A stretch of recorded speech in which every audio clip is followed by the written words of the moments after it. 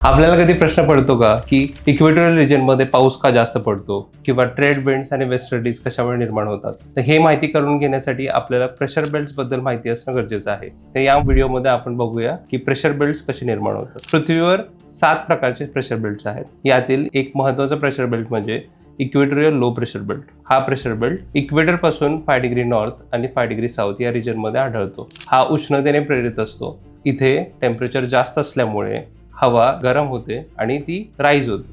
हवा राईज झाल्यामुळे इथे एक लो प्रेशर क्रिएट होतं. लो प्रेशर क्रिएट झाल्यामुळे दोन्ही हेमिस्फिअरमधील ट्रेड विंड्स या रिजनकडे येतात आणि त्या कन्वर्ज होतात. कन्वर्ज होऊन त्या विंड्स राईज होतात.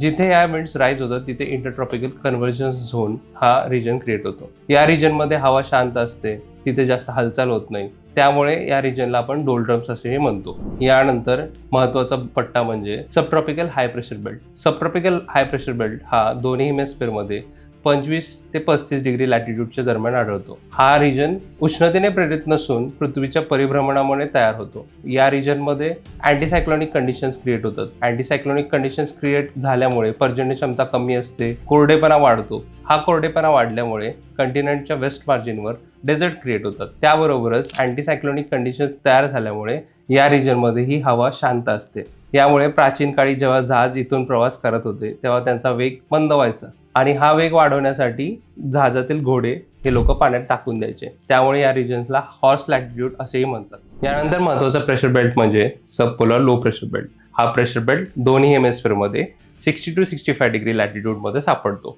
इथे सबट्रॉपिकल हायकडून येणाऱ्या वेस्टर्लीज आणि पोलार रिजनकडून येणाऱ्या वेस्टर्लीज कन्वर्ज होतात आणि राईज होतात. त्यामुळे लो प्रेशर झोन क्रिएट होतो. त्याबरोबरच हा रिजन पोलार जेट स्ट्रीमसाठी फेमस आहे. पोलार जेट स्ट्रीम्स ह्या 60 डिग्री लॅटिट्यूडला वाहणाऱ्या पॉवरफुल विंड्स आहेत. सबट्रॉपिकल रिजनकडून येणाऱ्या हॉट विंड्स आणि पोलार रिजनकडून येणाऱ्या कोल्ड विंड्स इथे कन्वर्ज होतात. त्यामुळे इथे टेम्परेट सायक्लोन क्रिएट होतो. टेम्परेट सायक्लोन हा वेस्टर्न युरोपमध्ये पाऊस पाडतो. यानंतरचा महत्त्वाचा प्रेशर बेल्ट म्हणजे पोलार हाय प्रेशर बेल्ट. हा प्रेशर बेल्ट दोन्ही हेमिस्फिअरमध्ये 90 डिग्री लॅटिट्यूडला आढळतो. सर्व प्रेशर बेल्ट्समध्ये हा प्रेशर बेल्ट सगळ्यात कमी एरिया ऑक्युपाय करतो. सबपोलर रो रिजनमध्ये राईज करणारी एअर ही इथे येऊन सेटल होते. त्याबरोबरच इथे वर्षभर कमी तापमान असतं. या दोन गोष्टीच्या कॉम्बिनेशनमुळे इथे हाय प्रेशर क्रिएट होतं. हे सर्व प्रेशर बेल्ट्स वेगवेगळे असले तरीही ग्लोबल लेवलवर हे विंड पॅटर्न्सला इन्फ्लुएन्स करतात.